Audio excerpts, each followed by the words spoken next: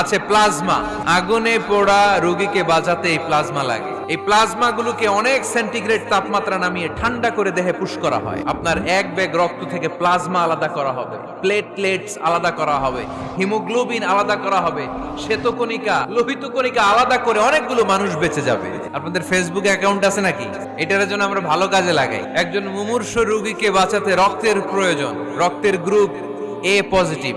যারা রক্ত দান করতে আগ্রহী তারা এই নাম্বারে যোগাযোগ করুন। ফেসবুকে মাঝে মাঝে এরকম নিউজ আসে না নাই? আপনি just you put down in share, একটু শেয়ার মেরে দিলেন, ছড়িয়ে পড়লো হাজার হাজার ফেসবুক ফ্রেন্ডদের কাছে। তাদের অনেকে ব্লাড দিতে আগ্রহী, সে তাড়াতাড়ি যে সেখানে ব্লাড ডোনেট করে আসলো। আপনার একটা শেয়ারের কারণে বেঁচে গেল অনেকগুলো প্রাণ। চিল্লা এখন ঠিক কিনা? এজন্য ফেসবুক থাকাটা দোষের কিছু না, তবে ভালো কাজে আমরা ব্যবহার করব, ঠিক কিনা? আপনার ফেসবুক শেয়ারিং আপনার জান্নাতি বানাতে পারে, আর আপনার ফেসবুক শেয়ারিং আপনার জাহান্নামের লাকড়ি বানাতে পারে।